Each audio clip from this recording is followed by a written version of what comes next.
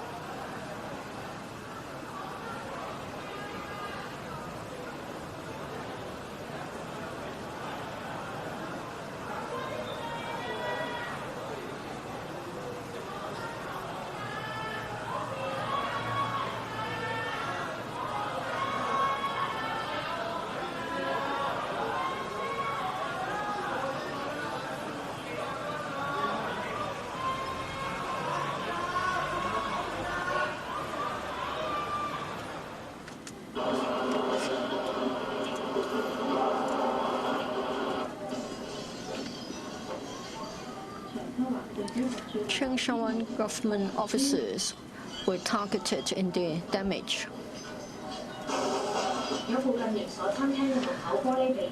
Glass panels at the entrance of chain restaurants were broken. Black-clad people have their face covered. They fired firecrackers.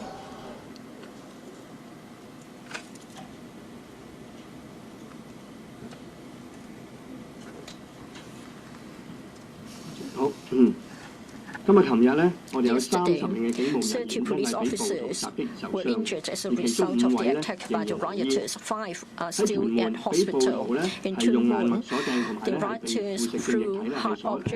大家留意下電視，睇我哋同事受傷嘅情況。我其中一個嘅同事咧，佢背部同埋手臂咧都嚴重灼傷，亦即係第3級嘅灼傷。而家咧係留醫，正在等候咧係化學嘅清創同埋手術。 were seriously burnt, and he is awaiting chemical cleansing and skin grafting. I send my regards to all our injured officers, for those who stood fast to their duties and contributed to the law and order of Hong Kong. They have my utmost regards and respect. Earlier on, we already said that we noticed that there were core rioters planning different sorts of attacks. As a result of the intelligence, we carried out some preventive work. Between the 30th of September and early morning of the 1st of October, for 2 days we took action all over Hong Kong, and we cracked down on a number of premises suspected of manufacturing petrol bombs. We raided 48 premises, 44 males, 7 females, aged between 15 and 44 were arrested for offences like possession of offensive weapons, unlawful assembly, possession of dangerous goods, and also possession of equipment for unlawful purposes. In our operation, we seized certain materials used for manufacturing petrol bombs, like naphtha, thinners, a large number of glass bottles, as well as magnesium sulfate, as well as sulfur that would make the fire get more serious. We have also got materials that can be used to set fire, and we have got a large number of offensive weapons, folding knives, slingshots, metal balls, extendable poles, as well as hiking poles, as well as a large number of protective gear. There's zero tolerance for violence, and we had already said that we believe that things would go to the extreme. Unfortunately, it did happen. First of all, it was said that there would be fire to be set on shopping malls. Yesterday, many shopping malls were closed for business, but unfortunately, in Tsuen Wan, people went to different shops to carry out a lot of vandalism. Glass panels were broken, petrol were poured, people also went inside shops to swept away all the goods, and some also threw petrol bombs at the shops. They have also said that they would attack police officers. In fact, in Wong Tai Sin, rioters demolished the long bamboo poles for the construction sites, and they used such bamboo poles to attack police officers. And in many places, rioters also threw petrol bombs at police officers from a short distance, and they also threw corrosive fruits at police officers. Even with our uniform on, our officer suffered from a third-degree burn. Some said that they would set fire. They would attack police stations, and they set fire outside police stations, and they spray the facilities outside police stations with black paint. Some also said that they would beat up people. Yesterday, at different places, people holding different views were beaten up, and they were even attacked with weapons. Some of them were attacked in such a way they lost consciousness, they fell down, but the attack didn't stop, as if the attacker would like to kill them. Some also said that they would like to have massive destruction. In Wong Tai Sin, people set fire on the capsized motorcycles. Black smoke rose to a height of dozens of meters, and there were a few bangs of explosion. In other places, the rioters also set fire to the ward offices of councillors with residents upstairs, and also government officers as well as empty our facilities with residents nearby. This is most irresponsible because if the fire went out of control, then people upstairs would be affected and the consequences would be unimaginable. Some said that they would like to paralyze the society. On Hong Kong Island, Tuen Mun Sha, Tin Wang Tai, Sin Chun Wan, Yamate, Tai Wai, Prince Edward, Yamate, Kwai Chung were sort of experiencing a kind of lockdown.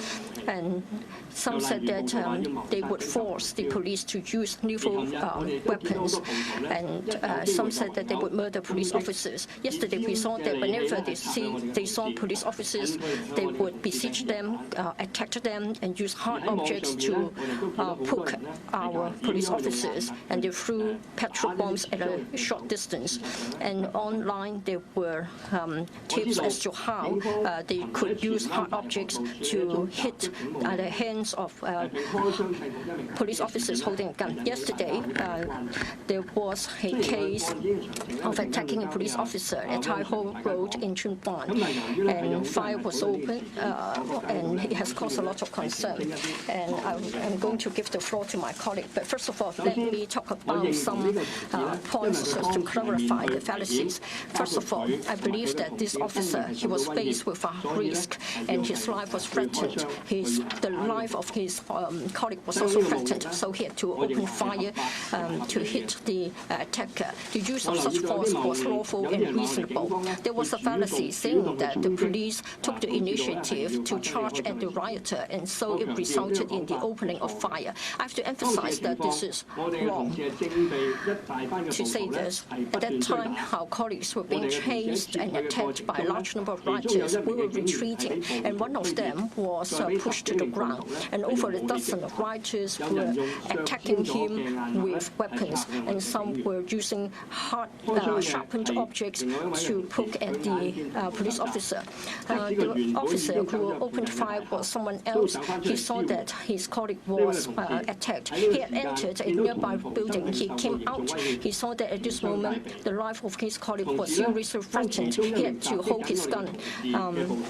At that time, one of the rioters was attacking our colleague. He saw that our colleague was holding a gun in his hand. He didn't retreat. In fact, he went even closer to our colleague and used a hard object to hit our officer. At that time, if he was hit and the firearm is fired, then the consequences would be dire. And our colleague felt that his life was threatened. Therefore, he felt that his life was threatened, and he had to open fire to subdue this rioter. I have to emphasize that if we did not open fire to stop this rioter, he would be posing a very serious threat to the life of our police officers. And then I would like to clarify another point. Some queries as to why we didn't aim at the limbs of the rioter. When we had to shoot to stop so as to stop the imminent threat to our life, we have to aim at the center mass, and this is the same as other guidelines elsewhere. That is, we should aim at the biggest visible bodily mass. That is the center mass. The purpose of hitting this target is that it's easy, and we can immediately stop the danger so as to remove the threat to our lives. There was also another fallacy. Some queried as to why our colleague did not step up the use of force gradually, that is, resorting to other force first before using the gun. You can see that at that time, his life was hanging on a thin line, and then there was no other choice to use other types of force or other types of weapon. He had to use the quickest way to remove the threat to his life and the life of his other colleagues. Some also queried why we had not been opening fire in the direction of the sky, as we had done before. But you can tell from what was shown. Well, he had no choice. He had only one choice. That is, he had to open fire to remove the imminent danger. There was no time to resort to other options, and this is in line with our guidelines. There was also another fallacy. That is why we opened fire at such a short distance. It's not up to us to choose at what distance we open fire. If we were at at a long distance, we could choose not to open fire. If there wasn't imminent danger or imminent threat, we could resort to something else other than opening fire. If we didn't shoot, our colleagues would be much threatened. Now, I would like to defer to Mr. Wong. He will give you the details about the opening of the fire.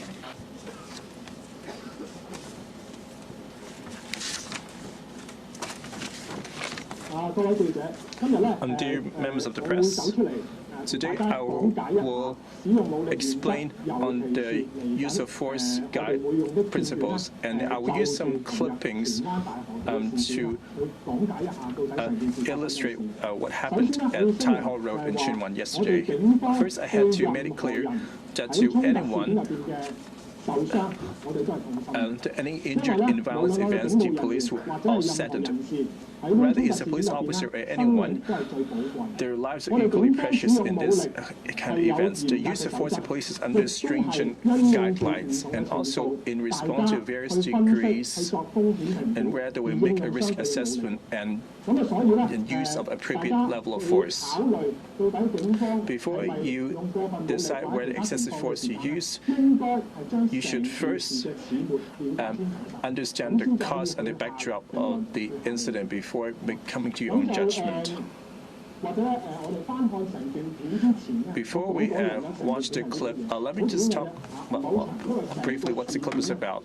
Since the whole thing occurred a very short time, and we see on various footage online and the press footage, and also we find out from our frontline colleagues, we decided to try to reconstruct the event, and after which we can see from the clip that some of our officers in Tai Hall Road while dealing with a riotous situation. Since the rioters were numerous, our colleagues have come across strong resistance when trying to calm the situation, and some of our colleagues were chased by and outnumbered by the rioters, and while in retreat, they were pinned from the ground, while a dozen or so have used a weapon to attack our officers. The weapons were not simply some kind of rod and bare hands, but rather used a hammer, spanner, metal rods, and pointed umbrellas. They're not just hitting the limbs, but actually they hit on the head and use a sharp umbrella to poke at our officers. During the handling, our colleagues have saw one of our colleagues being attacked by the assailants by using lethal force. So our colleagues have pulled out the revolver as a warning. While it's handling, they also found themselves under threat, so they fired once and did not use the firearm to deal with any others, but instead they were using a lower level of force with dealing with other rioters. In the course, we found there were other rioters hurling petrol bombs at a further distance, attempting to harm our officers and the arrested person that were subdued. So I can see the whole thing in the clipping. You can see it from various angles as well.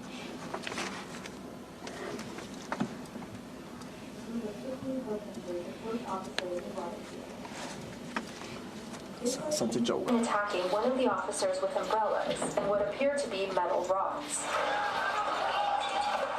The officer falls to the ground, and protesters continue to beat him. We see one man swinging a hammer, and another person is holding a wrench. Police deploy tear gas. From this angle, we see an officer running up to the chaos with his revolver already drawn. A shot rings out. Here is the scene from another angle. We see the protester who's about to get shot. He's carrying a blue shield. The officer shoots him just as he's swinging a metal rod. He stumbles and falls over the officer on the ground. The group scatters. One protester attempts to help the victim. He's tackled to the ground by another officer. A person dressed in black, who appears to be a protester, throws a Molotov cocktail at the officers from afar and then flees. 成件事嘅片段咧，好短嘅時間入邊， Well, this short clip 面對嘅暴力 that the violence they were confronted with, the situation faced by the police officers was very challenging and dangerous. You can see there are lots of lethal weapons were used to assault a small number of policemen, and all these attacks were potentially lethal. And we shall see another footage which is taken from another angle to see that while officers were trying to support the colleague on the ground, what choice he had and why would he choose to discharge his firearm.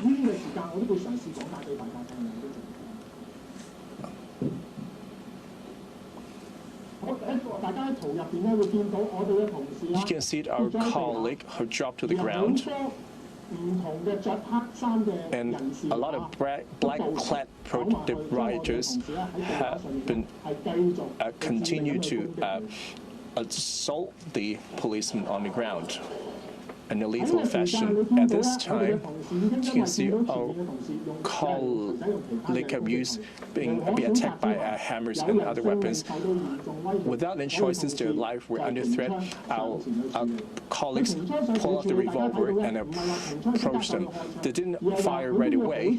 They need to analyze how can we handle it and how to stop this large number of people.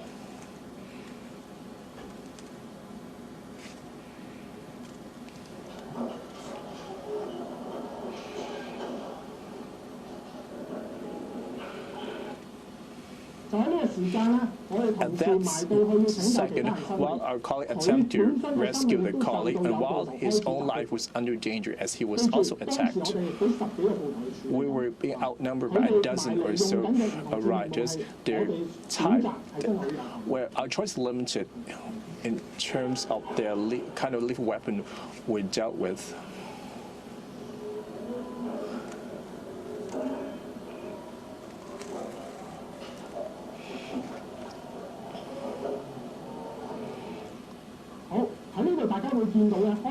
As you may see, after firing once, our colleague continued to shoot without any option. He continued to assess the situation while someone attempted to do something, whether it was attempted snatch or what. No matter how he handled this injured person, if this injured person continued to be dragged to elsewhere, he would be even in greater danger. And also, our colleague has stopped firing and tried to subdue this person with bare hands.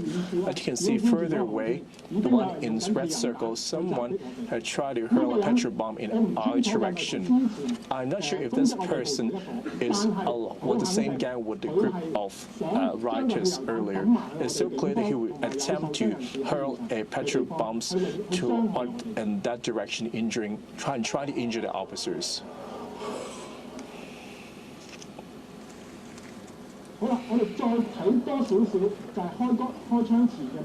So we have a slow motion replay of the moment before the shoot.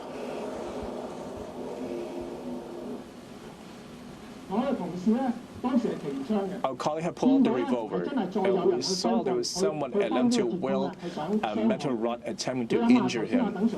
Like Mr. Tang said, one thing we have to say, our colleague or someone may also attempt to push away my gun, and also we're all outnumbered by rioters. You may understand that the threat faced by the policeman was extremely high.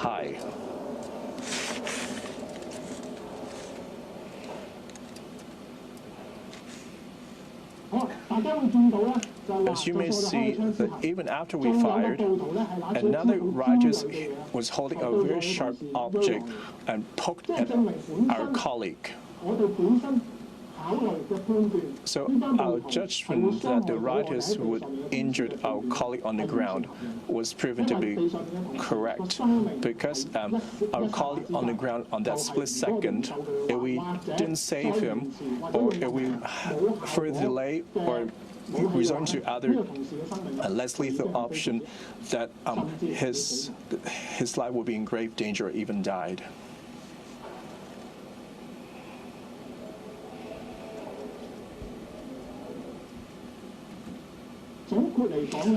To sum up, at the Tai Ho Road yesterday, from the use of force principle perspective, our colleague was first confronted with different threats. For example, they were outnumbered by large number of rioters, being hurled bricks and chased with different kinds of lethal weapons. And while retreating, our colleague fell to the ground and was pinned to the ground by rioters and assaulted. Our colleague attempted to rescue this colleague and were also violently assaulted. This could not only injure one policeman, but and also put the entire formation at stake. That's why our colleague have resorted to the use of force. I would like to clarify. Many people thought that we should exercise restraint when we use force. Well, I have to tell you that life is precious. It means everybody's life is precious. Every one of us has got a family, whether you are a policeman or not. Well, at law, we have to protect everybody. But then for unlawful acts, we have to exercise our duty to enforce the law. We are police officers. We would not be afraid because of the danger. Under different circumstances, we'll consider and judge what appropriate force should be used on the scene, at the scene, to stop that and to protect lives. We have found that the use of force is not a solution at all. If you want to know whether we should escalate while the violent people should also escalate their force, I have to say that the use of force can never resolve any problem. I think at this moment we should all stop the use of force so that Hong Kong can restore calm and peace, and let's resolve the problems slowly. That's what the police would like to see happening. We are appealing to everybody to stop the use of force. Well, when it comes to the use of force, there are a number of factors to be considered. First of all, in the incident that took place yesterday, there's one point that is highlighted: to protect the life, including the life of others as well as our own lives. When we consider the use of force, we have to consider our police general orders. Mr. Tang also said that when we use our firearms, we have to aim at the center mass. This is because after a bullet has been shot, it will certainly hit something. The problem is, or the question is, whether we are hitting our intended target. If we don't aim at the center mass, the bullets may go astray and it may harm others. This is not what we want. And that's why Mr. Tang has said that in other countries, including American and European countries, they have also adopted the same approach so as to safeguard the safety of the people. Distance is not our choice. The use of force on our part, well, we will carry out a risk assessment and we will apply the principles when it comes to the use of force. And then we will be resolute and we will be effective. We hope we can be resolute and effective in the use of force. Once our purpose is achieved, we will stop immediately, and that's what you have seen from the footage. Now back to Mr. Chair. Well, I think we can see that after what happened in Tai Ho Road, many people have raised a lot of queries. Within a short period of time, organizations, groups, and individuals from different sectors could not wait to issue statements criticizing the government or the police for unnecessary use of force, for opening fire unnecessarily. Some have even distorted the facts, saying that it is like execution. I want to say that for those who haven't been professionally trained for the use of firearms, on what basis could they judge that we were wrong in our judgment? We attach a lot of importance to this case. Every life is precious and should be protected. In an attack, if somebody is hurt, the police is heartbroken.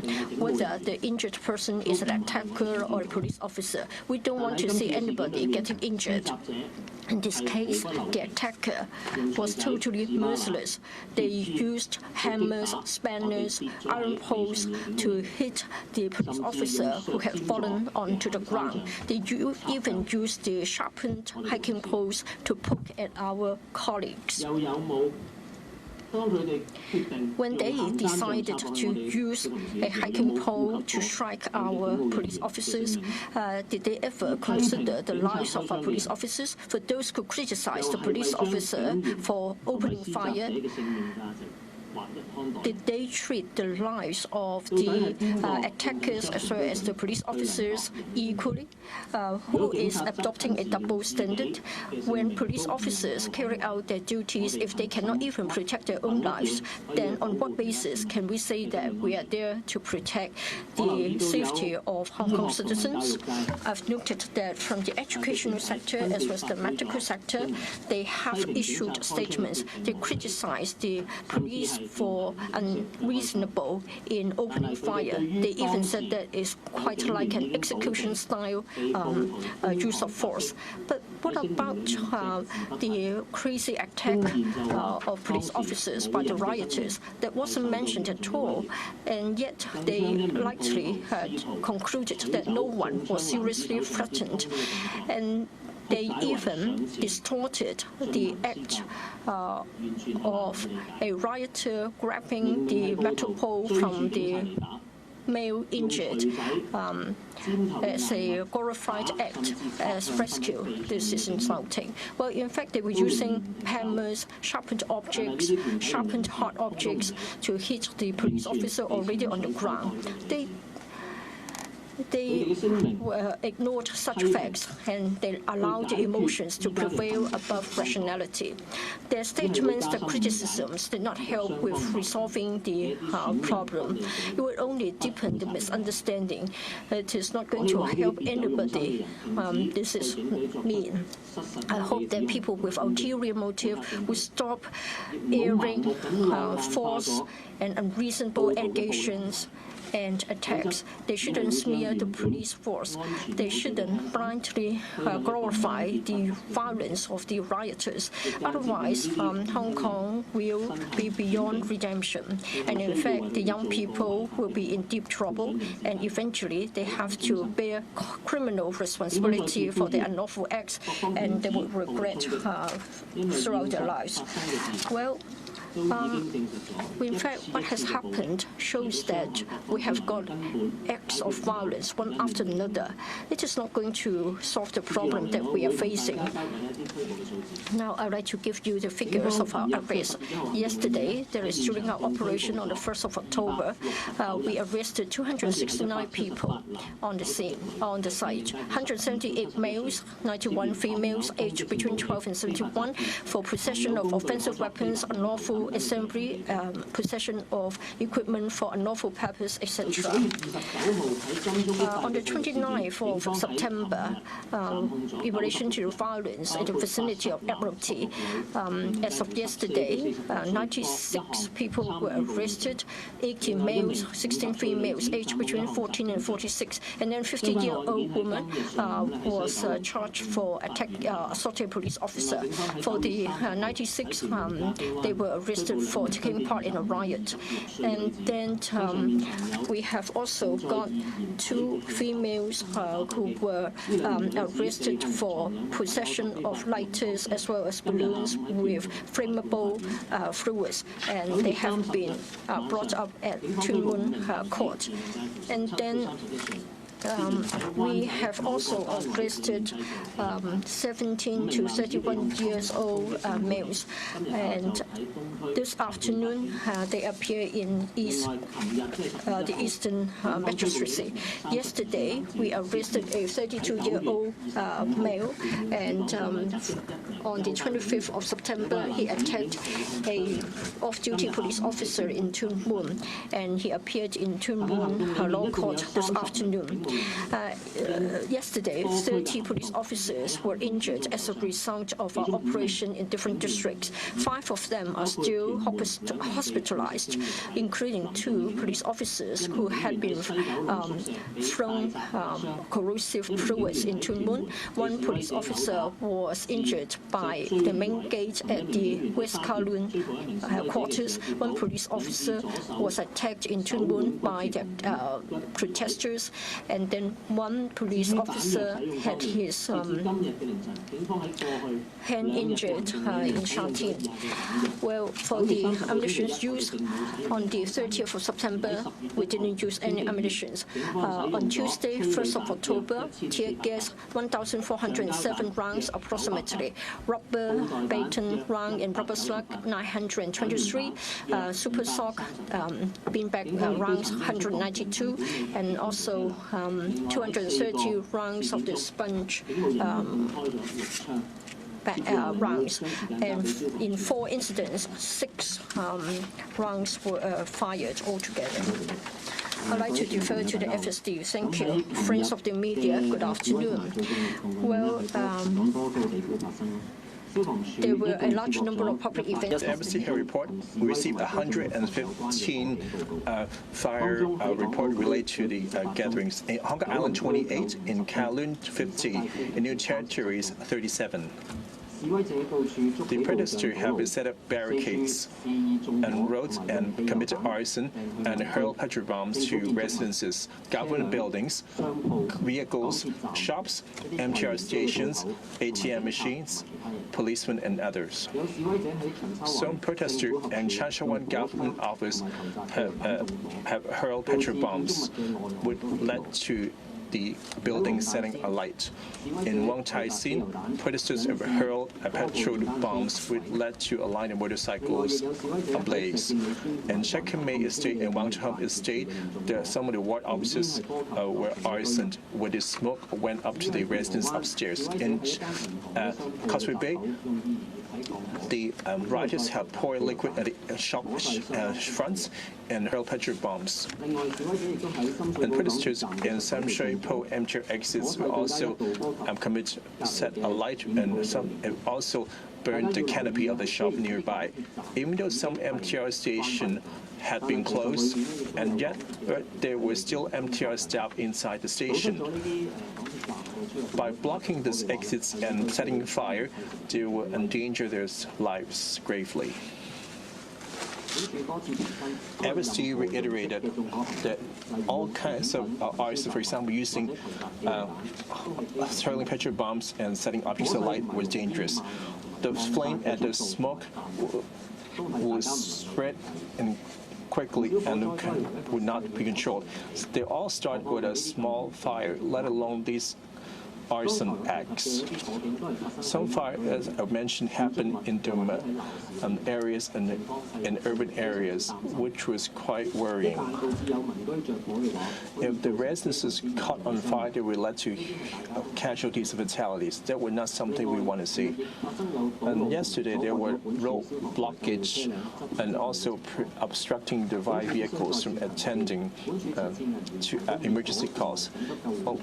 The FSD would need every second it takes to on their mission. Any delay will cause the fire to deteriorate or posing grave threat to them. FSD appealed to protesters must stop all these aforementioned acts. In Tuen Mun, some protesters have thrown corrosive liquid towards the policemen and the press. If anyone were burned by this corrosive liquid, they will need to try to remove the clothing. They will also need to wash down with large amount of water to reduce the injury and to seek medical attention ASAP. And yesterday there was a rumor that the policeman had went up to pull an ambulance and to bring the casualty to the police vehicle. And at 7:08 p.m., an ambulance A328 was passing Lei Chen Road near Wang Lai Chung Road, and this ambulance have completed its duty, there were no injured at the ambulance. And next to it, there was a policeman feeling sick. That's why they approached our ambulance and want our paramedics to attend to him. And then our paramedics and the policeman have transferred the policeman on a stretcher to this ambulance, and we transported him to the Queen Mary Hospital for treatment. So, contrary to what it was said online, that was a policeman taking the injured away to police station. There were clear clip online to vindicate what I said. That's all from me. Allow me to sum up. You might ask whether the police is capable of restoring social order. On every operation, every circumstances, and every righteous act to restore the social order, the police department is well prepared, confident, and capable of achieving so. However, to truly return the society onto the right track, just the police itself are not able to depend them. We require everyone to play a part. First, as Hong Kong citizens, please don't break the law. Second, we notice any law-breaking acts, please don't indulge, glorify, or encourage them. For any illegal acts, we have to strongly condemn them. 4 months ago, ferry jumping MTR station was almost unheard of. For the rare coincidence to our brave citizens as to intercept these ferry jumpers and hand them over to MTR staff. But nowadays, ferry jumping MTR have become a regular phenomenon.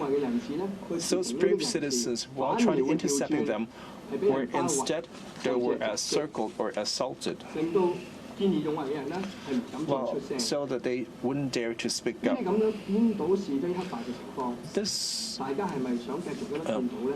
Do we want to see something like this to continue? I think it's time to take a pause and think. If that's the Hong we want to become, I hope that we can stop the violence so that Hong can return to the right track and return to a law-abiding society. On the National Day yesterday, rioters have committed highly violent and destructive acts like arson, throwing of petrol bombs, mass property damage, disruption of public utilities, and brutal attacks on citizens and police officers. They have resorted to the use of dangerous and even deadly weapons. I feel heartbroken to see Hong Kong society being torn apart by those tragic acts. In one short day, 30 police officers were injured on duty, and 5 are still in hospital. In the most serious case, one officer suffered third-degree burn on his back and arms after rioters threw corrosive fluid in Tuen Mun. I would like to express my deepest concern for all the injured officers, and I fully appreciate and support the great effort of all police officers in protecting Hong Kong. Yesterday, rioters' acts have intensified and extended to various districts, including Tuen Mun, Sha Tin, Wong Tai Sin, Tsuen Wan, and Yau Ma Tei. Alarmingly, in Wong Tai Sin, rioters set fire to a line of motorcycles, and several explosions were heard. They even used bamboo sticks to attack our officers. In Tsuen Wan, some rioters even broke into shops to commit mass destruction and ransacking. And some even stormed closed MTR stations, throwing petrol bombs and starting fires on platforms and train compartments. Another worrying trend is that in various districts, rioters randomly assault people who held different wheels with bricks and hard objects, and taking justice in their own hands. All these violent acts pose a grave danger of public safety and push Hong Kong to the verge of extreme danger. Before the National Day, we spoke of the pre-planned, organized, and deliberate attack in the pipelines. And as a result of our intelligence gathering, between 30th of September and the morning of 1st of October, we mounted operations and raided a total of 48 premises across Hong Kong. And some of these premises are used for storing and making petrol bombs. A total of 44 males and 7 females, aged between 15 and 44 years old, were arrested for offences like possession of offensive weapon, unlawful assembly, and possession of instrument fit for unlawful purposes. Moving on, we understand the public concern about the open fire incidents in Tai Ho Road, Chuen Wan, and here I'll briefly talk about the sequence of the events. It is totally false, as some people alleged, that our officers stepped forward to shoot the rioter. In fact, at that time, our police officers were attacked by a group of rioters on Tai Ho Road, and our officers were outnumbered. And in one hit moment, one officer was pushed on the ground and surrounded and attacked by over 10 rioters with offensive weapons like spanner, hammer, and iron bars. Some even used sharpened pole to poke him. Around that time, several other police officers were also attacked by rioters in all directions, and some rioters charged forward and threw bricks and rocks. Our officers' lives were under great threat, and so they pulled out their service revolver as precautionary measures and as warning. And despite the warning, one assailant still continued his attack and charged at the officer who held up his revolver. At that juncture, in order to protect his own life and his colleague's life, the officer fired a shot at the assailant and subdued him. The only objective is to shoot to stop the life threats, and it is in line with our guideline and international standards, and that the officers shoot at center mass. The distance between our officers and assailant is never a concern. It's exactly because the assailant was so close to our officer that the life threat is really imminent. The use of force is undoubtedly lawful and reasonable. Now I move on and give you a brief update on the arrest figure. During the whole operation yesterday, we arrested 269 people, consisting of 178 males and 91 females, aged between 12 and 71 years old. And the offences include unlawful assembly, possession of offensive weapon, and etc. As a conclusion, one may question if Hong Kong police are still capable of restoring public order. But I must stress that we are well prepared, confident, and determined to bring Hong Kong back on the right track. I must emphasize, restoring public order does not only count on police effort. Everyone in society plays a part. We need everyone in Hong Kong to obey the law, not to tolerate violence, and to condemn violence. And please work together to bring the city back on the right track. Thank you. 好，問題時間開始。Now is the time for questions. Ming Pao. Regarding the case of opening fire, a question for Mr. Tang. Well, for this shooting case, it has attracted a lot of public concern. The police is now using lethal weapon. Yesterday, last night, the CP, before a thorough investigation into the case, and in fact, he should have carried out an investigation according to the law, and yet he judged that it was lawful and reasonable to shoot. So on what basis? Is it just on the basis of video footage or news report, and then you say that it is legitimate? What about criminal investigation? And then, Mr. Tang, you talked about aiming the center mass, but how come that you aimed at the left chest? Is it sheer luck that no one died? Yesterday, you deployed 5,000 police officers to stop the unrest. But how come that on the 21st of July, there was a moment that there weren't any police officers? Now I want to know whether you are already at the stage that you cannot control the scene, that is, you are at the tipping point. If something like this happens again, what are you going to do? All right. In relation to the investigation of the shooting incident, yesterday the CP talked about the case on the basis of what was known at that time, including the footage and we have also come to some understanding of the details. Yesterday, the CP was firmly of the opinion that the shooting was lawful and reasonable, and the commander of that officer, in accordance with the guidelines, immediately carried out an investigation, and the findings were the same as what the CP had said, that is in line with the law, in line with the guidelines.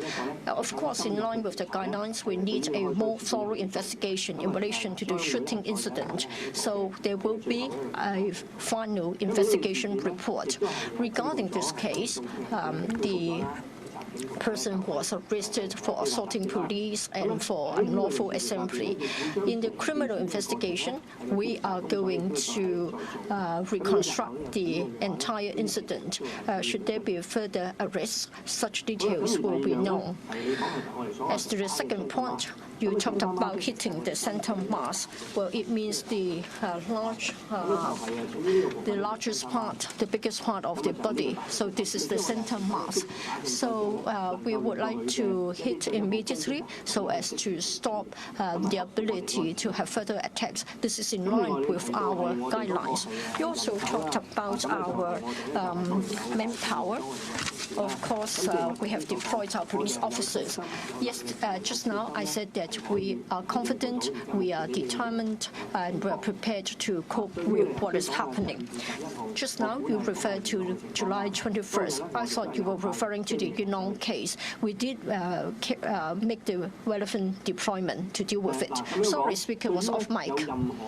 Well, if someone gets injured, whether we are talking about citizen, a rioter, or a police officer, that's not what we want to see. But when the life of our colleague is under threat, we will use the necessary and lawful approach to protect our lives. On this occasion, the rioter, his life is not threatened. And of course, we don't want anybody to die. TVB.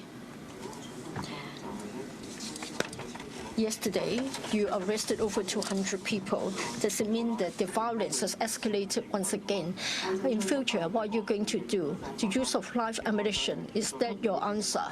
And then Mr. Lam Chiu Wai from JPOA, he said that the police force was alone because the government had never made any announcements about any measures. Would the management agree with him? And then for the shooting in Tai Ho Road, it seems that you would just count on the footage you have received, and from some initial understanding, now you concluded that it was right. Would it be arbitrary? How come that you are so confident that it is reasonable? 6 rounds were fired. Does it indicate that it is a change, that is, you start to allow live ammunition to be used? You talked about the arrest of over 200 people yesterday. Well, it depends on what happened in relation to the number of arrestees. When someone breaks the law, we need to carry out our action. You asked whether it shows an escalation of violence on the part of rioters. Of course it is. For the past 4 months, in the beginning, the rioters were merely throwing bricks or they dismantled the iron railings. Now, they are using petrol bombs. Yesterday, over 100 were thrown. In the past, they just threw the petrol bombs on the ground. Now they are aiming at police officers. Yesterday, you could see that the use of force was such that it appeared that they were trying to kill the police officers or to harm the police.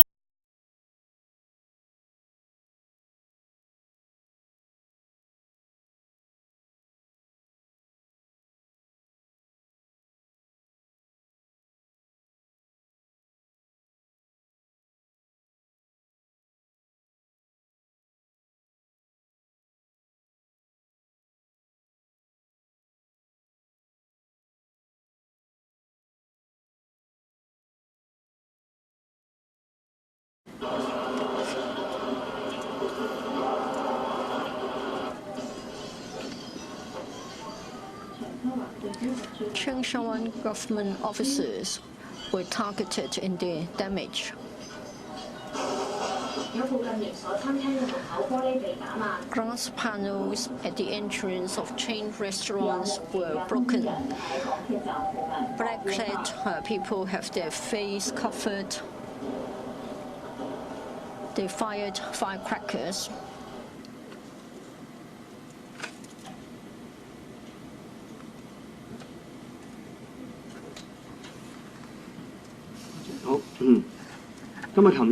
Yesterday, 30 police officers were injured as a result of the attack by the rioters. 5 are still at hospital. In Tuen.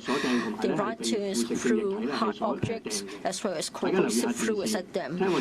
Please watch the video clippage and see how our officers have been injured. One of them had a third-degree burn injury. His back and his arm were seriously burnt, and he is awaiting chemical cleansing and skin grafting. I send my regards to all our injured officers. For those who stood fast to their duties and contributed to the law and order of Hong Kong, they have my utmost regards and respect. Earlier on, we already said that we noticed that there were core rioters planning different sorts of attacks. As a result of the intelligence, we carried out some preventive work. Between the 30th of September and early morning of the 1st of October, for 2 days we took action all over Hong Kong, and we cracked down on a number of premises suspected of manufacturing petrol bombs. We raided 48 premises. 44 males, 7 females, aged between 15 and 44 were arrested for offences like possession of offensive weapons, unlawful assembly, possession of dangerous goods, and also possession of equipment for unlawful purposes. In our operation, we seized certain materials used for manufacturing petrol bombs, like naphtha, thinners, a large number of glass bottles, as well as magnesium sulfate, as well as sulfur that would make the fire get more serious. Are we agreeing like that? Definitely not. Our policy and our manual have always said that when our colleagues' life is in danger, we can use the appropriate level of force. This has been there all along. In the past, when confronted with this threat, these opportunities were rare. Well, in last year, there were a few cases in which a female police officer in some Triple MTR station and they were being assaulted by a box cutter. So that was nothing new, and our policy will not change. What has changed is that the violence of the riot is now aimed at policemen, which was quite alarming. I hope that we shouldn't do that, so not to put the policemen in danger, also put yourself in danger. Well, any some kind of murderous action not be committed. On your first question, that our colleague have our helmet and the bulletproof vest, and also any protective gear. So what you mean by that? And the public should be allowed should assault us with sharp knives or what?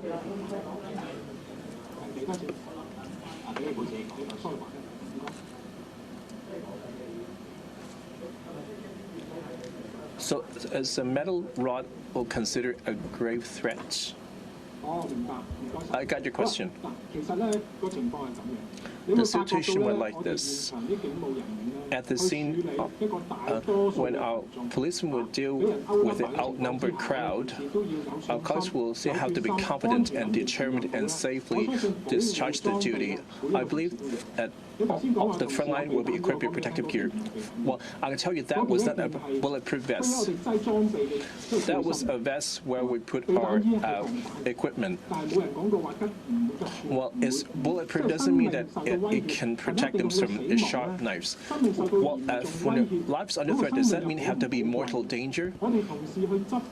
While a colleague is on duty to the law has given us the right, does that mean that we're not giving any protection while on duty? Well, was that an excuse that justified to treat our officers like that? In our risk assessment, Should we be aiming for the center mass or the body? I had explained earlier that for every shot they fired, the law enforcement officer had to be accountable. They did not fire a large number of shots arbitrarily.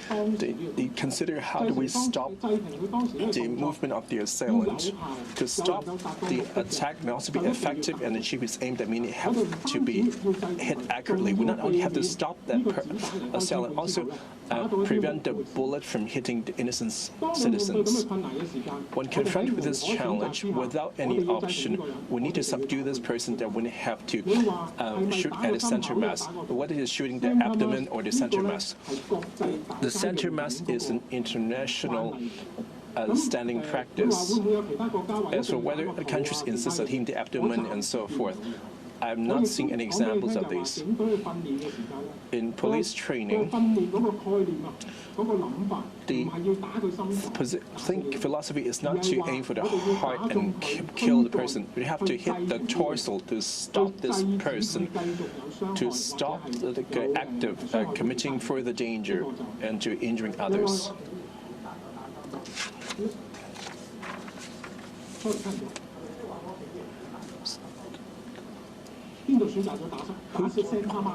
You mean hitting the center mass? Well, all along we said we're hitting the torso. Please stop interrupting.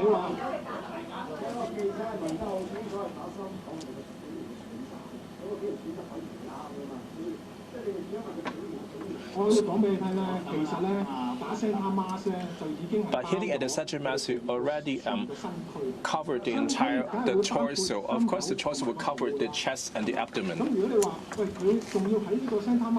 And if you have to choose whether to the upper and the lower center mass, I believe that it would affect the efficacy of the bullet. And in a split second, the caller will need to do what the scene. I've been following with the guidelines, and we're aiming at the center mass.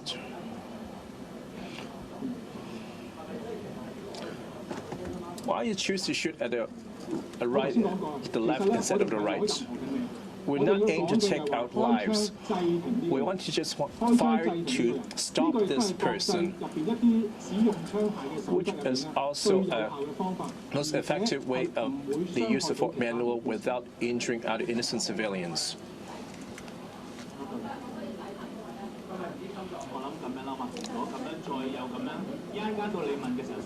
Can you please wait for your turn? Can you let Mr. Tang finish the question? Why not aim for the limbs? If I aim for the limbs, I might have injured others, like I said many times. The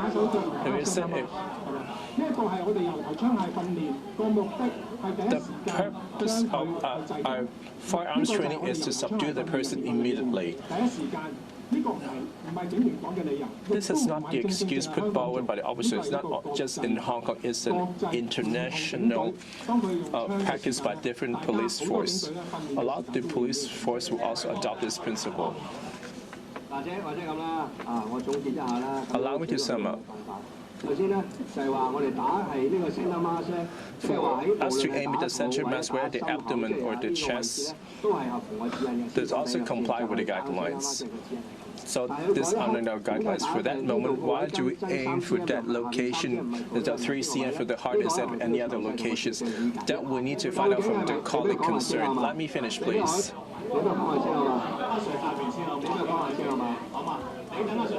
Could you please let Mr. Tang finish? If we continue to interrupting, he couldn't finish his reply. Can you please let me finish? I hope we can communicate in a civilized manner. Like I said, we have done some preliminary investigation by our commander. We ruled that is within the guidelines.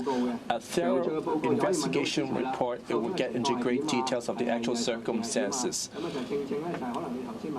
which would answer your question eventually. Most importantly, in our guidelines, we would not ask our colleague to shoot to kill. Our guidelines stipulate that you have to stop the threat posed to you. Does that mean that we can't kill the assailant? We can't say that we can't rule that out. It's just have to use the most effective way to remove the mortal threat. We try not to see any deaths. However, for the safety of our colleague and the others, without any choice, we have to resort to any means. Have your question on tear gas? As what you said, that setting fire in residential area is irresponsible, and yet you have been releasing tear gas in residential neighborhood. Some of them would expire, which may release cyanide.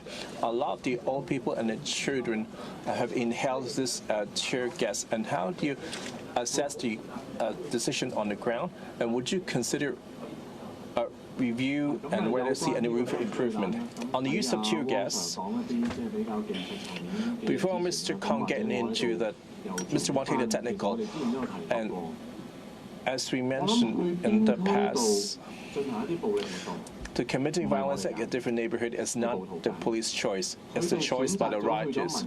They chose to commit unrest in residential neighborhood. It was their choice.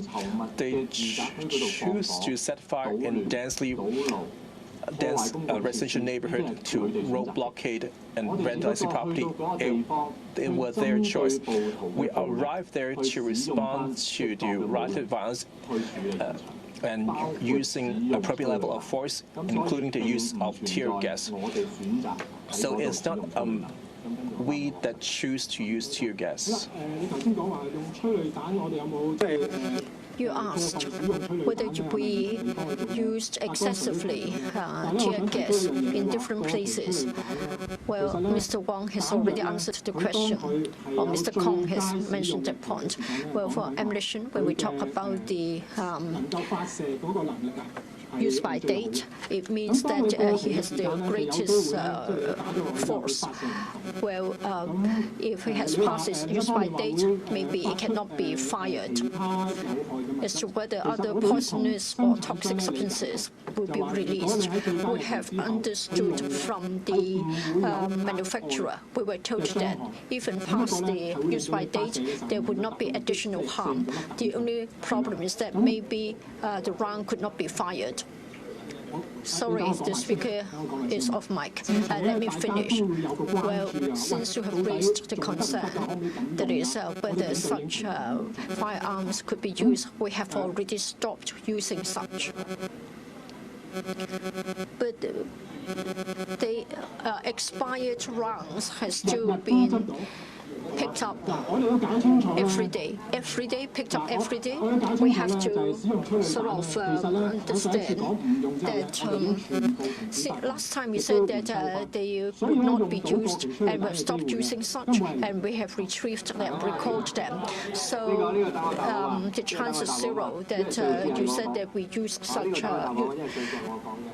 ammunition past the use by date. Sorry, speaker is off mic. Sorry, speaker is off mic. Mr. Cole was merely trying to have a smooth sort of running of the press conference. If there is no order, then it would not be good. So I think Mr. Cole was right in his approach.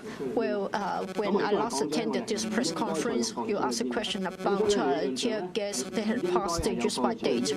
So we have stopped using such, and we have stopped using such, and so, but you said that the casings have still been found, but I haven't come across such a report. If you do find such, please let me know, because this should not have happened. Please let me have the date, time, and location. So if you can give me such details, I can follow them up. Sorry, speaker is off mic. Well, frontline officers have not made such a report to me. If If they have reported, then I know. Now you say that such have been used. Well, I think it is very simple. Well, anybody who has come across anything that has passed issues by data, please liaise with us, and then we will follow this up. The final three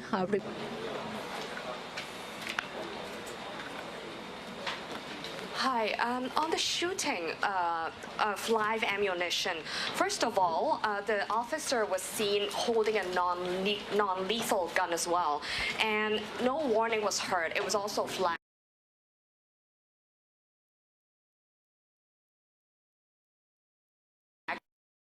Can you just clarify, is the order now to shoot to kill when an officer is tackling a protester, especially at close range, by using the guideline that they can use firearm, live ammunition, when their lives feel threatened, when they feel that theirs and also their colleagues' lives are threatened?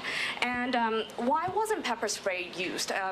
Many would think that pepper spray may have the same effect at close range as well. It will cause immense pain to the person who received the pepper spray.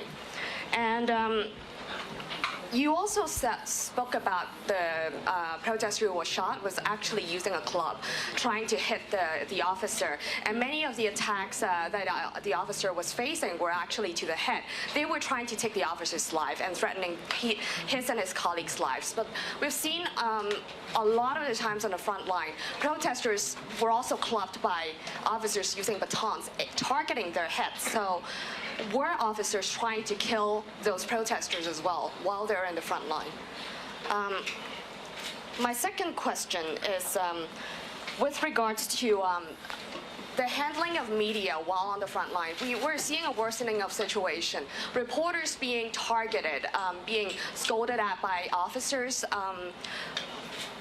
An RTHK camera operator was actually shot by a rubber bullet, and we're also seeing reports of an Apple Daily reporter being fired with pepper rounds, being yelled at, being pointed at gunpoint. So do all officers, frontline officers, understand the importance of the Fourth Estate in Hong Kong, and that journalists are not their enemies, and that they need to assist us in covering the protests?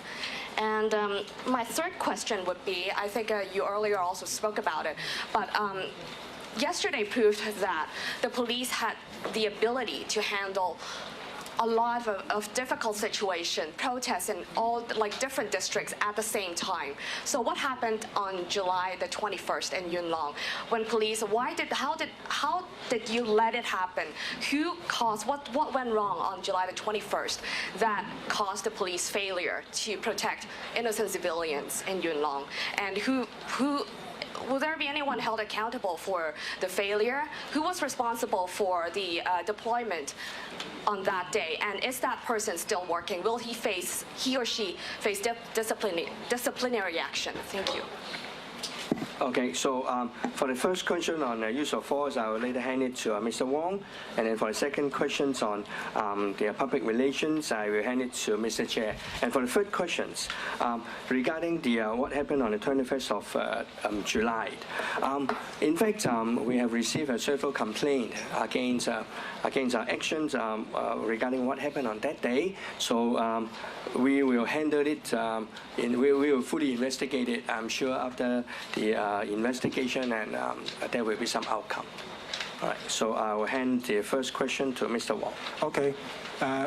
Regarding to your first questions, if protesters don't use violence, we don't use force.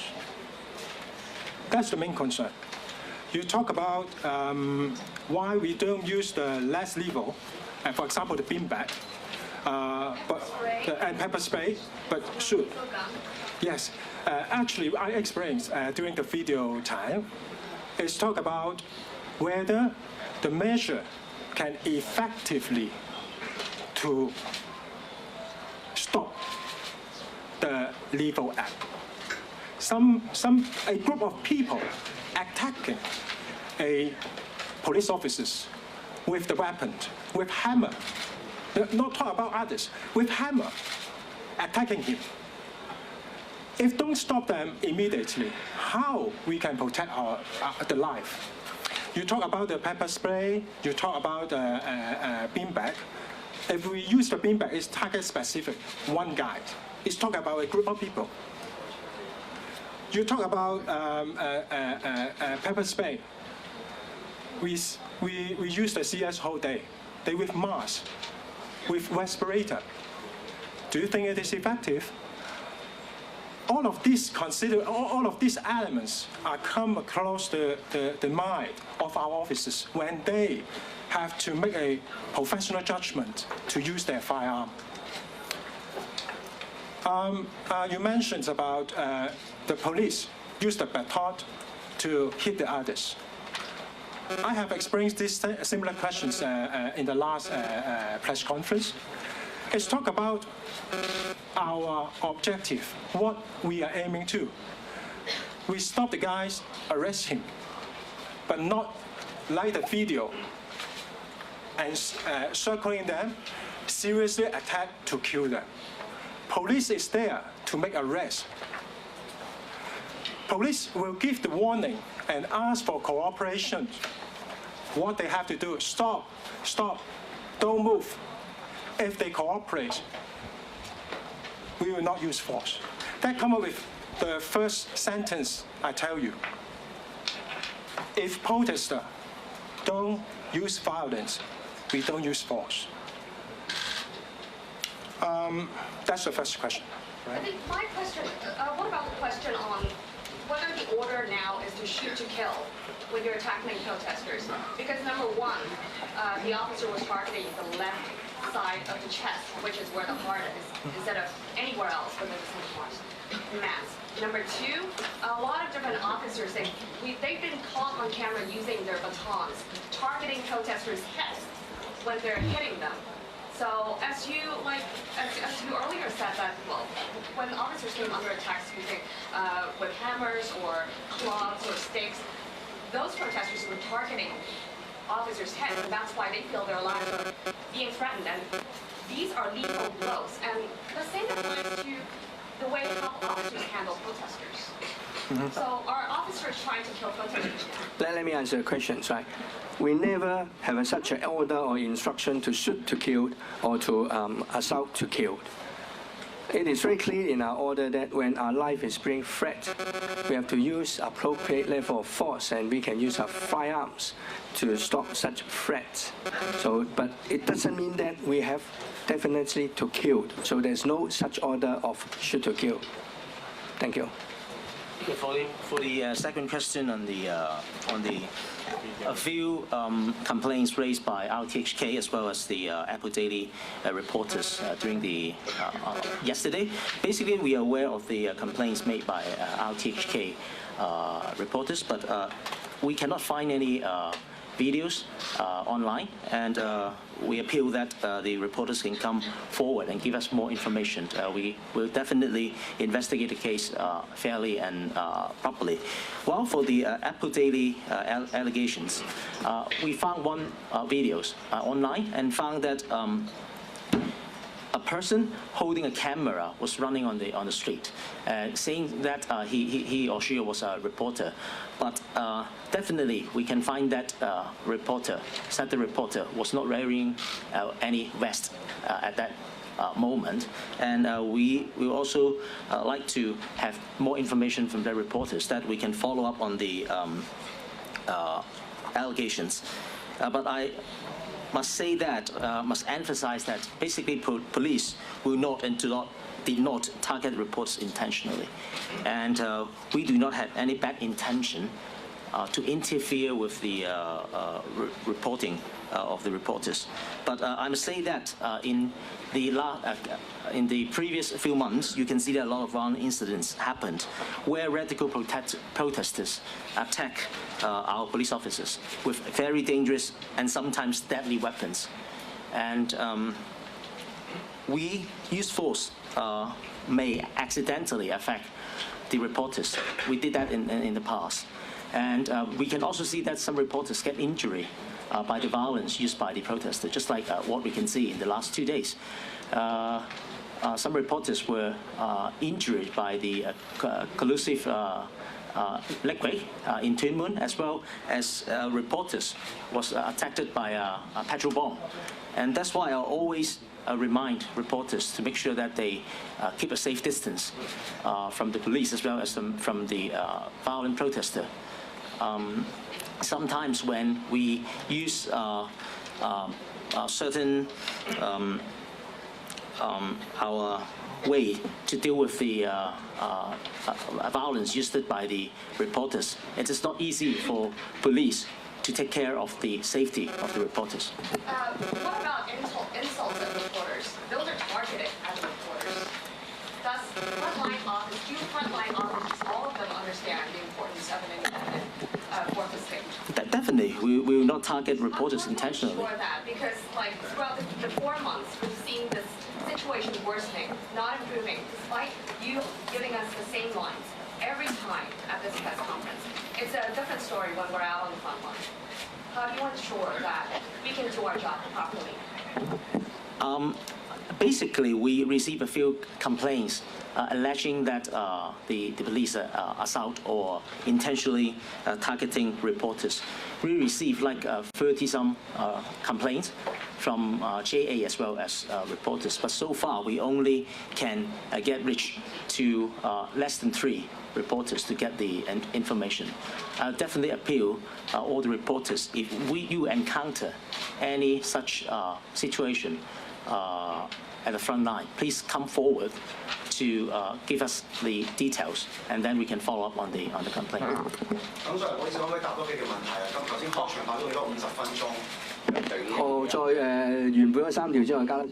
Let's you have 3 more questions. The person in the front row. Xinhua News Agency. It's about the open fire incident. According to the police, on the 1st of October, you have fired 6 shots. For the other 5, how were they shot under circumstances? Were they pointed skywards or towards the rioters?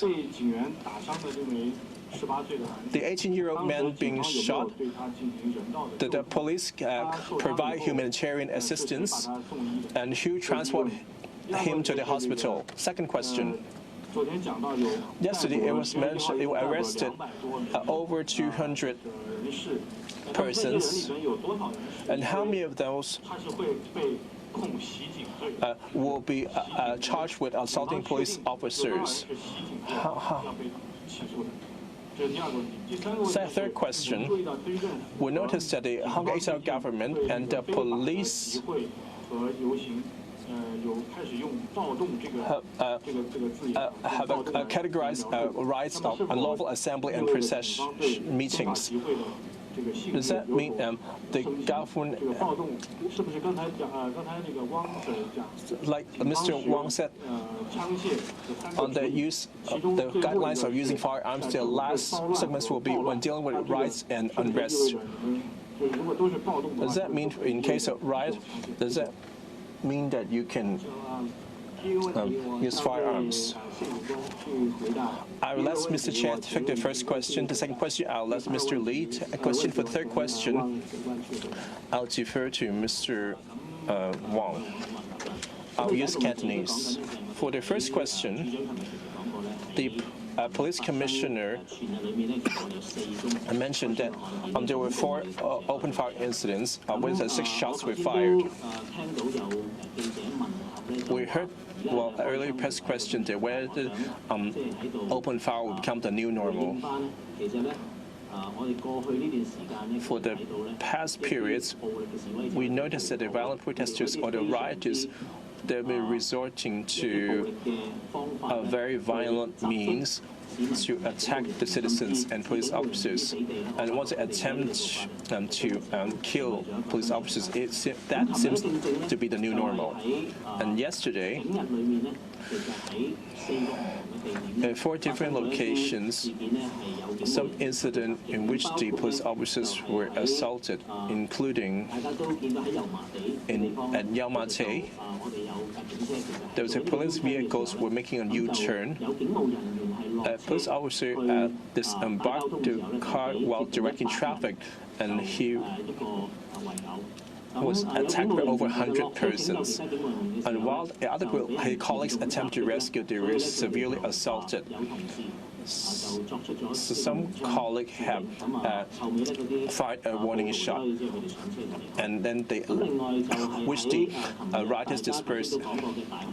And on the Tai Ho Road open fire incident, and you can see clearly that after clearance, the officers were chased by a large group of protesters, and at last, policemen were pushed to the ground by the rioters and being severely assaulted. Another of his colleagues, in order to prevent a severe injury to himself and his colleague, have fired once to the assailant, and the assailant was sent to the hospital for treatment. The other 2 incidents happened in Sa Choi Road in Chuen Wan. Our technical unit were clearing in the clearance operations, and some rioters were hurling petrol bombs at them, and they have fired 1 rubber round to the rioters, which hit the rioters, and he continued to charge forward. And within 15 meters distance, he aimed again at the rioters, but did not hit. And rioters were also from in that direction, but didn't hit the assailant. And no one was injured in that incident. And after these 2 shots, all the assailants have left the scene. And last incident happened at 4:30 at Long Cheong Road and Sha Tin Pass Road. You may see from the television, there was some severe cases in which the motorcycle was set ablaze. Our colleagues, while dealing with the situation, about 50 or so protesters was attacking officers with bricks and petrol bombs. Our colleagues' helmet and gas masks were knocked off, and also being hurled with different objects. At about 15-meter distance, our colleague had fired once in the direction of the protesters, and no one was injured. I want to elaborate on the Tai Ho Road incident.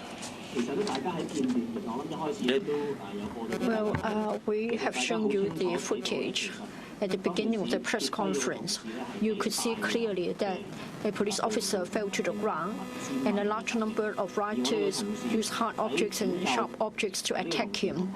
Our colleague tried to rescue this colleague. He fired once.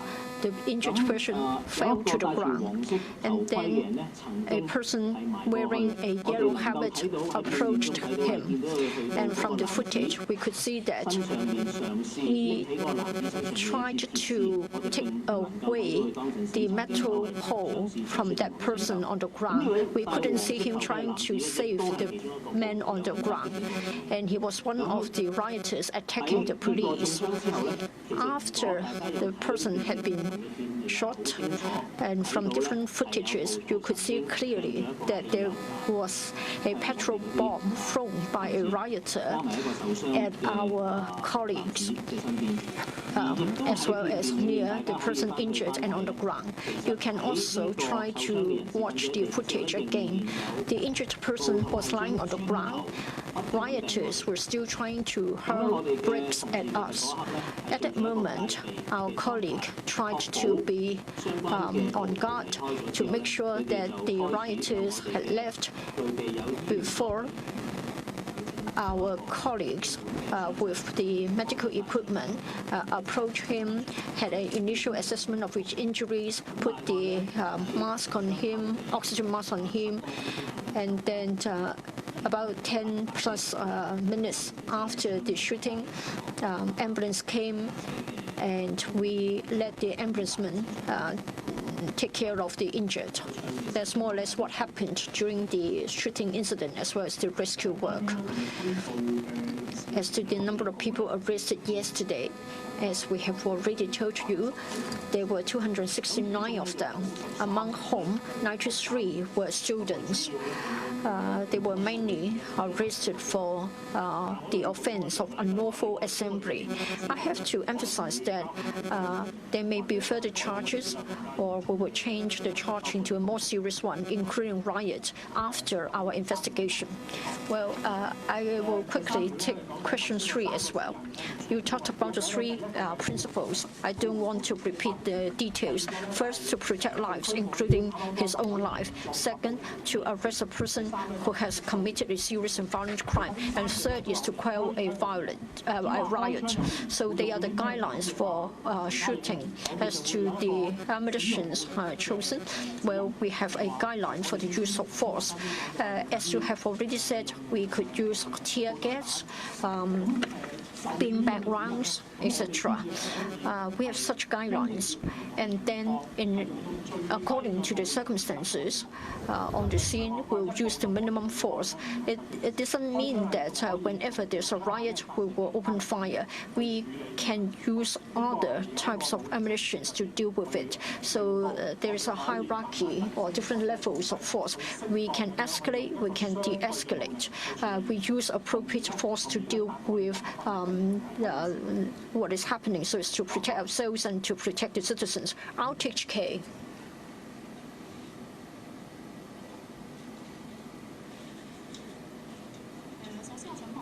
First of all, you mentioned guidelines for the use of ammunition or firearms.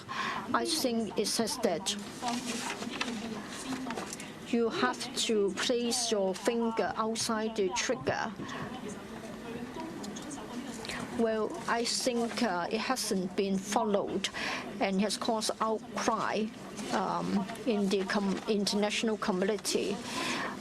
Well, yesterday, including the police officer who harmed a person, there were also at least 2 other police officers who had already got the finger around the trigger well before opening fire. I think in the past there were also queries as to whether there were premature shooting. So is it because they lacked the training, they couldn't deal with it calmly, or did they try to shoot whenever they hold their gun? And then the center body mask. I don't know why you're still emphasizing this point in recent months.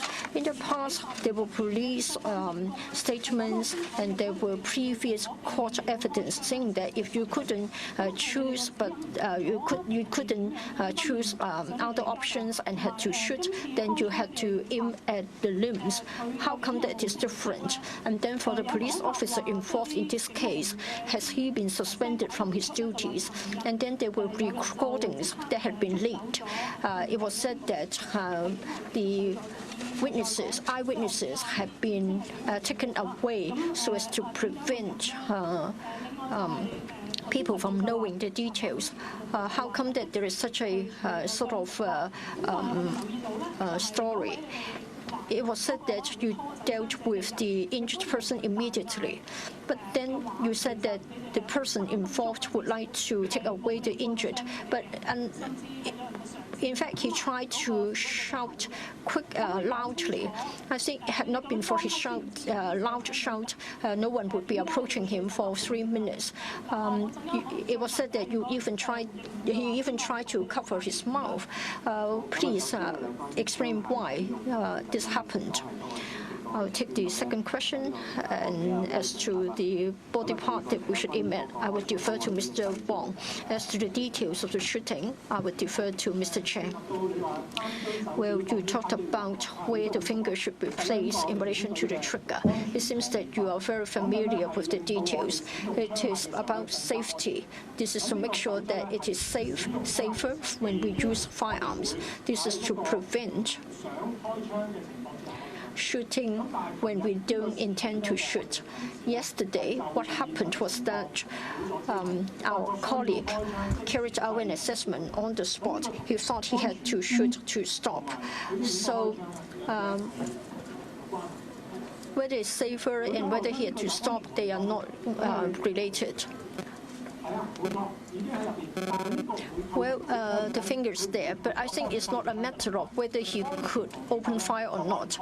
Well, safety defense. This means that if we don't intend to shoot, then we won't be shooting.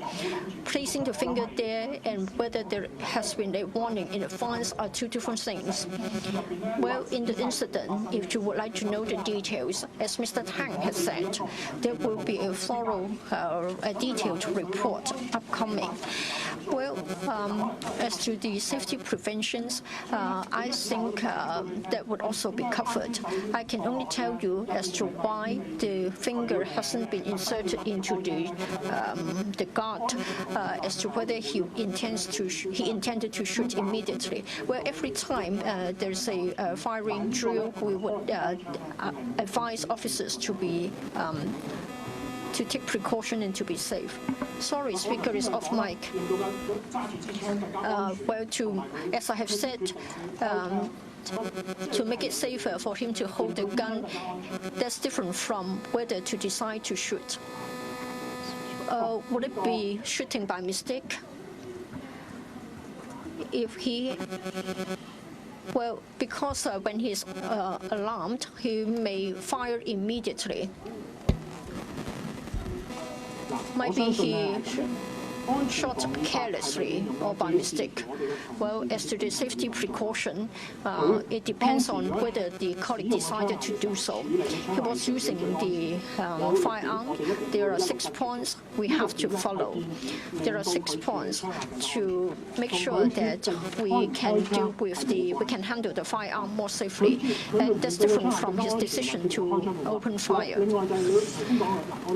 Well, let's go back to the question of Mr. Lau, the sergeant. He was holding a shotgun, a rifle. Whether the finger was inserted into the guard, well, it depends on whether there is a safety device. I don't think it is right to be arbitrary and jump to the conclusion whether he acted correctly or not. If the safety device is on, then you know that you could not shoot. Sorry, speaker is off mic. Well, you let me explain. I try to explain the use of firearms. As to whether there has been international misunderstanding, it's not up to me to decide on that. Well, you also referred to whether we should aim at the limbs, and you referred to a court case. Well, I don't have the information with me. There is which court ruling mentioned that there should be the guideline that we aim at the limbs. I have to emphasize that we should to stop.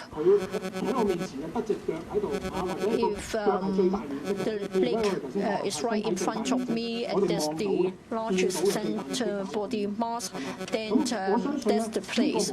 I think we are talking about the center body mass that is visible to us. I think it's an intuitive choice to shoot to stop. We want to shoot to stop the target, so we have to hit the target before we can achieve the purpose. If we open fire and if we can't hit the target while hitting others, then we may harm the innocent. There were 2 other sergeants. They did not follow the guidelines. So did you require them to do so or didn't you? Well, I think it's a matter of the safety precaution. In other words, when I don't intend to shoot, that is, it would be safer if I don't put my finger around the trigger. Maybe at that time he thought that it was starting to see a threat to his life, then he had to put his finger there. I don't think it is an automatic breach of the guidelines if you have the finger around the trigger guard. Well, I think when we're not shooting, then that's what we followed. But the finger position does not automatically mean that it's a breach of the guidelines. Sorry, speaker is off mic. I don't agree with you. As to what I've just said, in relation to safety precaution, it means that you don't want to shoot. Maybe you are just moving around with the gun with you, then you will adopt the safety precaution. As Mr. Wong has said, there will be a detailed investigation. Well, if he didn't rule out the option and you thought he would be using the gun very soon so as to save his life and the life of others, then he might position his finger in that way.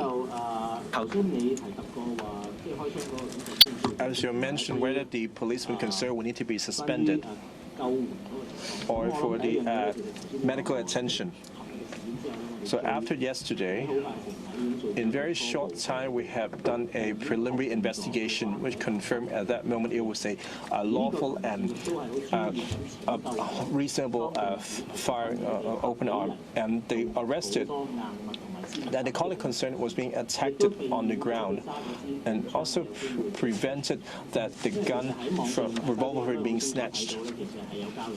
You can see there are instructions online on how to use hard objects to attack the hand of the officer to snatch away the revolver. For the initial investigation, we arrived at the conclusion at this stage that it was a lawful and a reasonable way of using firearms to save the colleague and prevent gun snatching. I don't see why a colleague would need to be suspended from duty. We also attach great importance to this case. This case has now been deferred to the New Territories West Serious Crime Squad. And this open fire incident will also be investigated along with the incident. So you should ensure that this investigation will be conducted strenuously.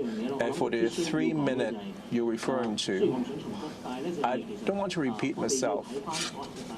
We need to look at the context. There were a large number of rioters attacking the police officers, which led to us having to fire.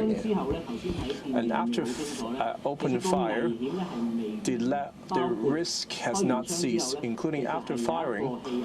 There was a petrol bomb thrown in our direction at further distance.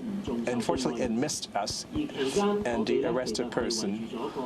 And also, while we were circling the arrested, there were bricks coming at our direction. You can refer to the clip. If you have learned first aid,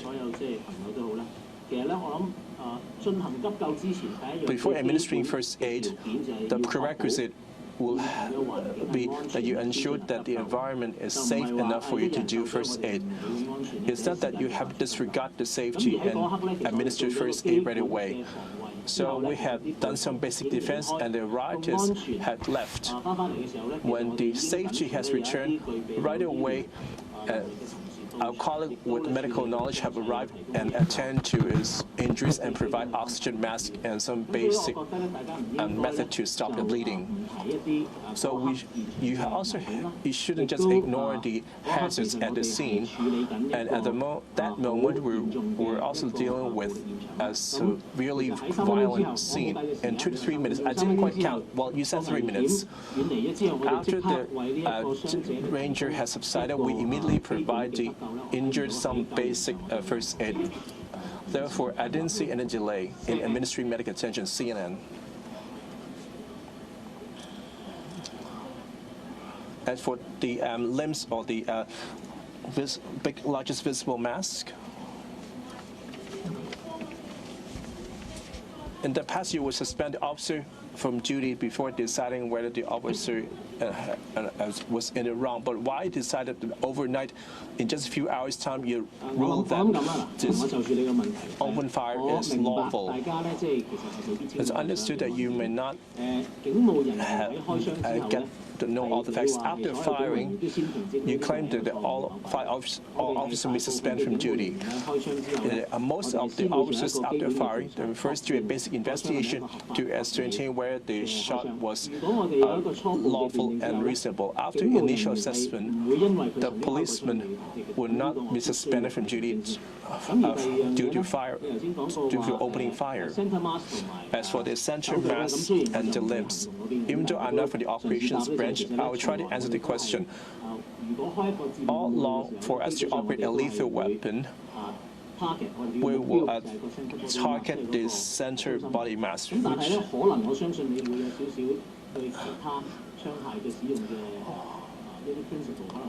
we're probably not familiar with the principle of using other weapons. For the non-lethal weapons, before opening fire, we will aim at the major muscle group. For example, in the past, let's say the rubber rounds, we'll aim for the major muscle group, which included the limbs. We probably do not have sufficient knowledge of other non-lethal weapon usage guidelines. For different type of weapons, the guidelines are different.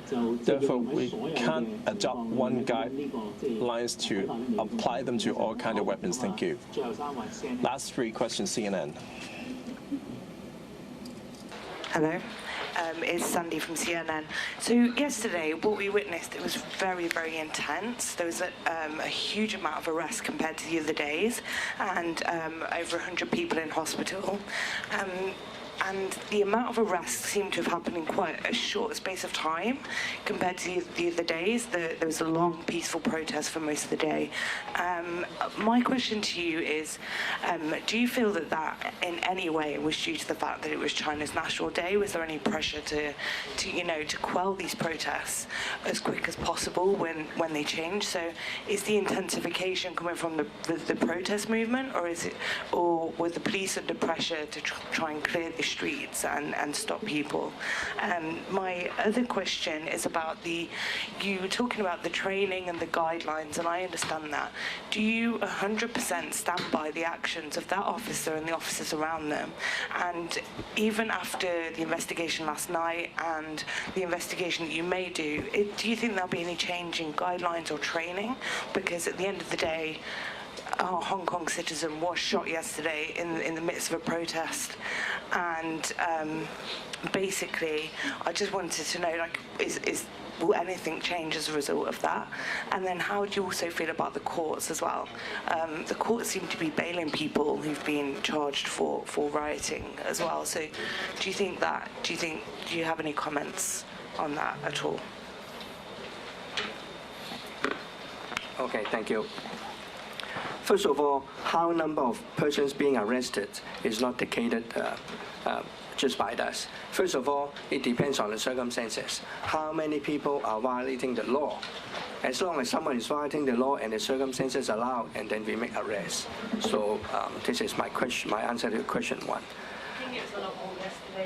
I think it's because yesterday, as you can see, there's a lot more people using violence. There's a lot more people targeting police officers, use deadly forces like petrol bombs. And so that's the reason why if there are a lot more people contravening the law and circumstances allow, so we'll make arrests. And a lot more people arrested ahead of that day as well.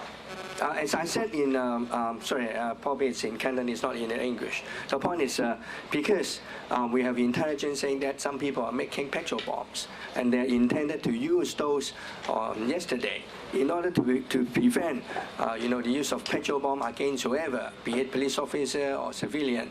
We have a duty to interdict all those plots. So that's the reason why we have prepared the operation to interdict those deadly weapons. And then regarding your second questions, as I said, we have an initial investigation completed. Initial investigation completed by the commanding officers of the officers that fired shots. And the initial finding is that the use of force is in accordance with law and accordance with police procedures. As I said, there will be a follow-up investigation in addition to the initial investigation. Of course, if during the course of that follow-up investigation, we find that any area that we can further improve, for sure we'll do so. And then, say again? During the investigation, will this officer come back to duty? Yes, actually, because our initial investigation confirms that the officers is using the weapon in accordance with law and in accordance with our procedures. So there's no reason why we prevent him from working on duty. So of course he's still on duty. With training, do you think it's right that these officers were outnumbered in this way? Because I just find it quite incredible that there is such a small... As I said, we will constantly reviewing our strategies, tactics, and all other issues regarding operations. This is an ongoing process. And the last questions are regarding courts, and I'm not in a position to comment about the court's decision. Thank you. Please feel under pressure. You've got people being charged for writing and then being bailed and then let out. As I said, we are not in a position to comment on the courts. I appreciate that. Thank you. 好，前邊呢位女記者。 The reporter in the front. Hi, this is Tiffany May from the New York Times. So my first question is, in the past few months, we've seen the police go from basically almost never using tear gas, water cannons, live rounds in mass protests to suddenly using them in great frequency and regularity. How much training have officers gotten in the appropriate use of these tactics? My second question is about the use of firearms and the training in the use of firearms. So when did officers first carry handguns? Have handguns been used by police officers in mass protests before? And how often have live rounds been used as warning shots before this movement? And in my third question, if police are worried that the protesters would take their guns, why bring guns to a protest when they have so many more weapons at their disposal? Thank you. So regarding your questions, it's all about like use of force and weapon. I will invite Mr. Wong to answer questions. Yes, thank you for your questions. Regarding to your concern about the training for our police officers using the tactics, starting from use of smoke to beanbag or to the rubber batting rounds, don't worry. In fact, our officers, the anti-riot police, is training under the police tactical unit. They are under a standard training with a standard syllabus and also with the live firing experience to make sure they are qualified and capable to use the allocated firearms. Regarding the training of firearms, it's not only just tell them how to use it and practice it for once. It's talk about some basic training, some live firing, some dry drill before use, and also some continuation training to make sure they have the ability to use it at appropriate situations. Apart from shooting skill, we also will introduce the applications. We call it tactics. When you have to use it and how you're going to use it. During the practice, they're going to have some exercise to make them get used to how to apply it in different situations. So regarding to the use of force, it's talking about the record and the training. For our police force, we keep all the record, and also we have to ensure they are capable to use the kind of weapons if they have to use it. So that's the question. Could I ask how long the standard training is, and have police officers received additional training as a result of this movement? Since a lot of new tactics have been used, such as water cannons, handguns, like during mass. At this moment, I haven't got the exact figure, how many months or how many weeks. But for the police tactical unit, with those officers with rank sergeant and above, they have 1 month. We call it kata course, some initial training, and then the whole company, our police officers, if they join the police tactical unit, they have 3 month training training.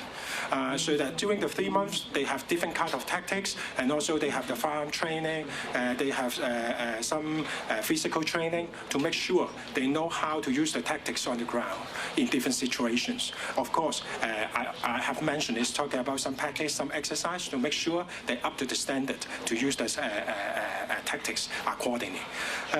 Regarding the firearms, actually all of them joined the police force. They received the basic training in the police college. After that, every year, around, I remember it should be 3 to 4 times, we call it continuation training. In that training, they have to fire a certain number of ammunitions so that make sure they get used to the handling of firearms. And also, every year, they have a qualification, annual qualification, to ensure they are capable to do it. So that's what I can tell you. I think I'd like to supplement on the last question. I think we all know that over the past few weeks, the scene of the rioters throwing petrol bombs and beating up innocent citizens as well as police officers has become a new norm in Hong Kong, and it is evident that violence being used by rioters that indeed escalate very seriously over the past few months. And the weapons they use are deadly weapons. And all these acts show that they have a clear intent to wound and even murder police officers when they are doing the protest. And this also shows that they actually realize the radical remarks they made on the internet. We can all see that on the internet. And yesterday we can see some rioters threw petrol bombs at police officers at a very close distance. Basically, it is very dangerous and can kill them easily. And I think our use of force principle have always been the same. And our use of force is very responsive to this kind of threat faced by our officers on the street. So do you think it's fair to say that there have been a lot of first times, like first water cannon, first time where live rounds are used as warning shots, handguns used in mass protests? You think it's fair to say that? And because they are facing this kind of threat in the recent few months, I think it is very important for the management to ensure that they carry appropriate weapons, including their guns, on duty.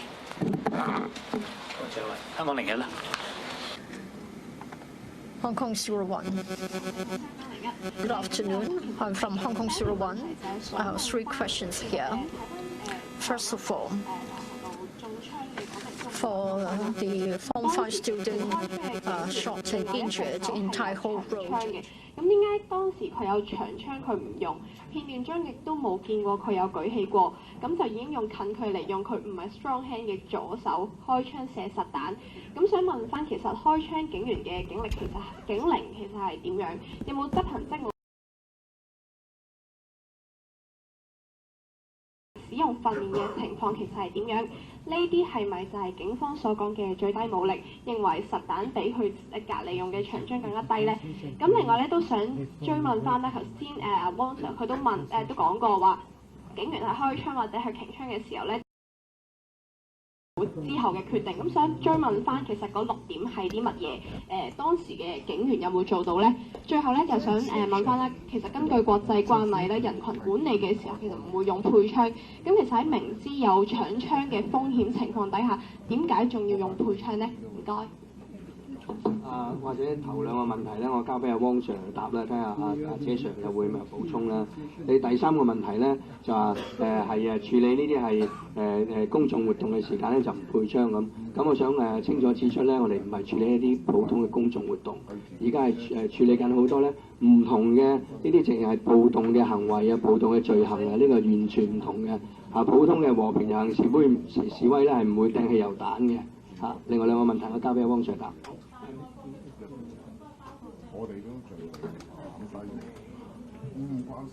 我就答唔到你外國嘅嘢，我係講香港情況啫，我係香港警察啦，或者你可以問下其他啦。咁我話俾你聽咧，即係我哋我相信咧，就係外國處理係一啲係俾人用汽油彈嘅暴動嘅時間咧，應該係採用係唔同嘅一啲嘅武器嘅。咁我哋香港嘅情況嚟講咧，係面對呢啲咧，我哋係用我哋嘅武器嘅。咁我交俾汪長答其他兩個。唔該曬，鄧 Sir。就住你第一個問題，你話佢用左手，冇辦法，都係搶到。頭先你話佢用左手就揸槍，就唔係佢強手。其實咧，你都熟悉㗎啦。其實咧，我哋使用槍械咧，講緊有強手、弱手啦。我唔知道呢個同事係強手喺邊隻手，弱手喺邊隻手。但係我好深信咧，當呢個同事要使用槍械，當佢停槍嘅時間咧，佢會選擇佢強手去拎，除非佢弱手係受咗傷，係嘛？好啦，咁樣就頭先都講過啦。嗰支長槍啦，兩隻彈用嘅啫，雷明燈，一隻咧就係嗰個布袋彈，一隻咧就係嗰個橡膠彈。兩隻咧都係講緊話對付一個人，即係一個別人，唔係班人。咁你晒一班人啊，仲要有效咁制停嘅，咁我相信呢個未必一定係可行嘅決定啊。呢個係我睇法啫。咁你講得啱啊！手槍係打一個人㗎，係啊，手槍係打一個人，但係手槍嘅制停同埋出嚟嘅效果，同一個 beam back round 一個non-lethal weapon 打落去停一個人，同埋可以停到其他人係根本唔同。同埋咧，當時記唔記得我頭先講過？我哋講緊係咪有效地去制停呢一班人？有效地制停呢班人用最低嘅武力。如果我要開好多槍先至制停到呢班人，第一係咪真係有效咧？大家可以諗下。另一方面咧就係係咪真係可以達到個目的咧？我哋用武力係要適當咁揀佢種類同埋有效咁樣去達到我哋目的。咁至於你話安全防禦法，咁第一個就係確保所有槍械經已都當係我哋假設所有槍械經已上膛。咁你諗下上膛嘅意思，即係已經入咗彈，即係代表咩咧？其實唔係平時你哋諗話喺條街度拎條槍拎支槍出嚟就要用嘅6點，其實係講緊平時。頭先阿鄧 Sir 講係我哋訓練嘅時候點樣要安全啲咧？係嘛？我應該將所有槍械視作已上膛，交收槍械嘅時候咧冇必要檢查槍械咁呢啲。咁呢啲即係淨係舉呢2點出嚟，你發覺咦，同現場你拎支槍出嚟隻手擺出嚟，好似唔關事咁樣。嗰正正就係講俾你聽，安全防禦法呢6點就令到佢更加安全。其實同佢當時決定係咪射擊係冇關係，係幫我哋嘅同事去更加安全咁處理呢樣嘢嚇。咁其餘嗰啲我唔好講啦，嗰啲好嘛？咁係啦，就咁多謝。我淨係回應頭先嗰位記者啦，我諗就即係我諗掉汽油彈咧，就喺香港咧肯定唔係一個和平遊行示威嘅場合嘅，我哋唔認同。咁如果即係喺香港係掉汽油彈嘅一個場合咧，我哋都唔會視佢為一個和平遊行示威。呢個行為咧，你聽我講先。呢個行為咧，肯定係一個即係暴動嘅行為嚟。咁如果我諗，你聽我講埋先，唔緊要，你幫我講埋先。